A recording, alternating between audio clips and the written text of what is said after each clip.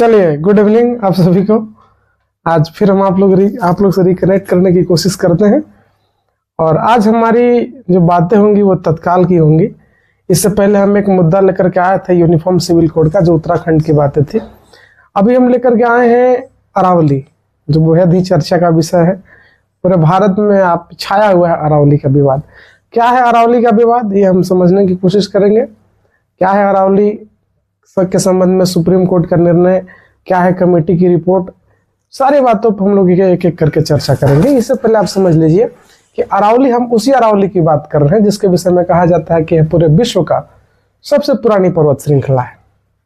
और यह अरावली स्टैटिक के तौर पर अगर देख लें हम, तो जिसका विस्तार मुख्यतः 4 राज्यों में है। 4 राज्यों की बात कर ले तो हम लोग उसमें से एक यूटी है, जिसे आप NCR दिल्ली के नाम से जानते हैं, हरियाणा है, गुजरात है और राजस्थान है। अरावली का सीधा सीधा संबंध राजस्थान से इसलिए देखा जाता है, राजस्थान इसलिए चर्चा में आ जाता है क्योंकि अरावली का मुख्य विस्तार जो है वो राजस्थान में है। हम उसी अरावली की बात कर रहे हैं जिस पर दिल्ली में राष्ट्रपति भवन स्थित है। आप सोचेंगे कि दिल्ली का राष्ट्रपति भवन तो रायसीना हिल पे स्थित है। रायसीना हिल जो है वो अरावली का ही हिस्सा है। अरावली के संबंध में क्या है विवाद, क्या है विस्तार, और उसी की बात हम लोग करेंगे कि अरावली जो है विश्व के सबसे पुरानी पर्वत श्रृंखलाओं में से एक है, जिसके विषय में कहा जाता है कि उसके अंतर्गत कई प्रकार के टाइगर रिजर्व स्थित है। जैसे सरिस्का इसी में है, रणथंभौर है इसी में, और इसमें आपका 1-2 और टाइगर रिजर्व है जो कि इसी में स्थित है।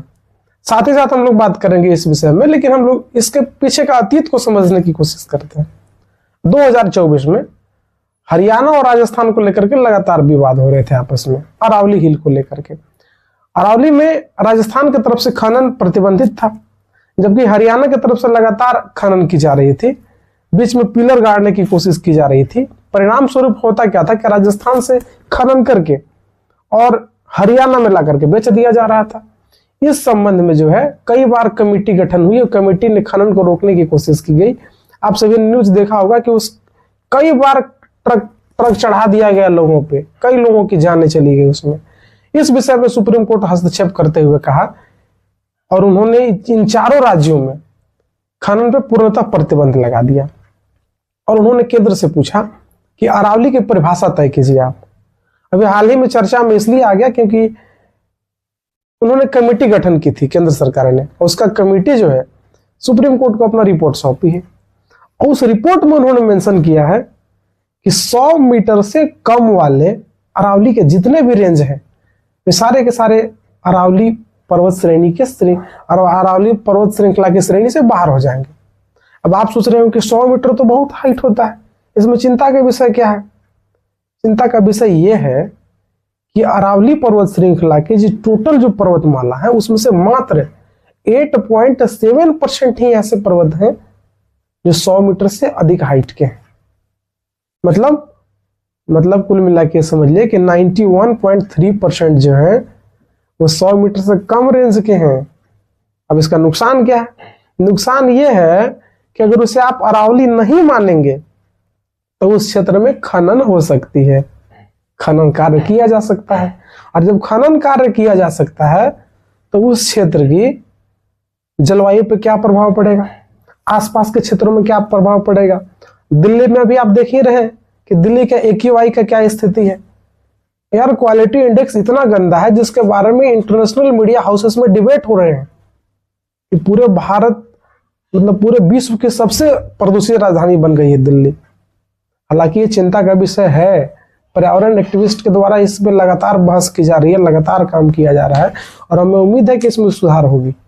अरावली रेंज में अगर खनन कार्य प्रारंभ हो जाते हैं तो उसके साथ जो है मुख्यतः जो उसके आसपास के जो राज्य हैं, NCR है आपका, हरियाणा है आपका, राजस्थान जो है, उसके साथ आपका गुजरात है, इस क्षेत्र में एक बहुत ही नेगेटिव इम्पैक्ट देखने के लिए आपको मिलेगा। एयर क्वालिटी इंडेक्स का गंदा रिपोर्ट इन 4 राज्यों को प्रभावित करेगी। जो भी आपको सिर्फ दिल्ली तक दिख रही है, ये सिर्फ दिल्ली तक नहीं सिमटेगी, ये लगभग पूर्वोत्तर राज्यों के लिए एक बहुत बड़ा खतरा बनकर के सामने उभरेगा। हालांकि अरावली के विस्तार की अगर आप बात करें तो हमको अभी थोड़ा देर पहले आपको बताया कि आपका गुजरात गुजरात के बाद राजस्थान, उसके बाद हरियाणा, और हरियाणा के बाद एनसीआर में चली जाती है। इसका जो विस्तार है, अगर आप मैप पर देखने की कोशिश करेंगे तो आपको देखने के लिए मिलेगा लगभग कि यह उत्तर से दक्षिण की ओर, मतलब कहिए तो पश्चिमोत्तर से, मतलब क्या बोल सकते हैं लोग, दक्षिण पश्चिम से लेकर के पूर्वोत्तर तक उसका विस्तार है डायरेक्शन में। जैसा विस्तार कह सकते हैं कि भारत में जो दक्षिण पश्चिम मानसून प्रवेश करती है, ठीक उसी के पैरेलल है। और इसी के कारण सबसे बड़ा परिणाम आपको देखने के लिए मिलता है कि आधा जो राजस्थान है वो सूखे की चपेट में। जो दक्षिण पश्चिम मानसून प्रवेश करती है जब राजस्थान के क्षेत्र में, तो अरावली का पैरेलल होने के कारण उस क्षेत्र में टकराता ही नहीं है मानसून कहीं पे, और वो सीधे बिना वर्षा किए हुए चली जाती है उत्तर में। और उत्तर में जाने के बाद हिमालय रेंज से टकराती है, जहाँ हिमाचल प्रदेश, जम्मू कश्मीर, उत्तराखंड में, नेपाल में, बिहार के क्षेत्रों में भर भर के वर्षा करती है। हम उसी अरावली की बात कर रहे हैं। और वो अरावली का अगर जो परिभाषा तय की गई है कमेटी के द्वारा, जो रिपोर्ट दी गई है सुप्रीम कोर्ट को, वो अगर वास्तविकता में उस पर लागू हो जाते हैं तो आपको भारत का स्थिति बहुत पूरा देखने के लिए मिलेगा। एयर क्वालिटी इंडेक्स और गंदे होंगे, खनन तो होंगे, खनन होंगे तो जाहिर सी बात है कि राजस्व में वृद्धि होगी, राजस्व प्राप्ति होगी तो देश के जीडीपी में वृद्धि होगी। लेकिन उस जीडीपी का आप क्या करेंगे? बढ़ी हुई जीडीपी आप कहां प्रदर्शित करेंगे जब आपके लोग ही खतरे में रहेंगे, लोग ही सुरक्षित नहीं रहेंगे? तो ऐसे में अभी तो विवाद ही चल रहा है, इस पर लगातार मांग की जा रही है कि इसकी परिभाषा को तय किया जाए। अच्छा, आप ये भी सोच रहे होंगे कि 100 मीटर का हाइट तो अधिक ऊंचा है। आप प्राय रेलवे साइड अगर देखते होंगे, अगर गए होंगे तो आपको देखने के लिए मिला होगा कि रेलवे अपना हाइट जो हमेशा समुद्र से मापता है, कि समुद्र का जो जलस्तर है वहां से उसके अनुसार अपना हाइट मापता है कि इतना मीटर ऊंचा है यह स्टेशन इतना मीटर ऊंचा है। वो इसलिए मानते हैं क्योंकि समुद्र का जो लेयर है वो हर जगह बराबर है। ऐसी स्थिति में आप ये सोच रहे हो कि 100 मीटर समुद्र से ली गई, नहीं, आसपास के क्षेत्र से, जहां पर वो पर्वत श्रृंखला है उसके आसपास के क्षेत्र से 100 मीटर के हाइट से अगर जो कम हो जाएगा उसको अरावली की श्रेणी में नहीं माना जाएगा। चिंता का विषय ये है। तो ऐसे में अगर इस पे सरकार अपनी परिभाषा में परिवर्तन नहीं लाती है तो मुझे लगता है कि भारत के लिए एक बहुत बड़ा खतरा साबित होगा। अब देखिए, नजर बनाए रखिए कि क्या स्थिति होती है, क्या सुधार होता है। फिर अगर इस प्रकार इस पे कोई अगर अपडेट आती है तो हम लोग पुनः इस पर बात करने की कोशिश करेंगे। जैसे अभी, लेकिन इस बात से और ख्याल रखें कि अरावली के रेंज में जो है 3 टाइगर रिजर्व है। मुकुंदरा हिल्स है, सरिसिका है और रणथंभौर है, जो प्राय स्टैटिक क्वेश्चन के रूप में परीक्षा में पूछे जाते हैं। तो चलिए फिर हम लोग इस पे कनेक्ट करेंगे, और अगर ऐसी कुछ रिपोर्ट आती है तो फिर हम लोग इसको डिस्कस करने की कोशिश करेंगे। धन्यवाद, शुभ रात्रि।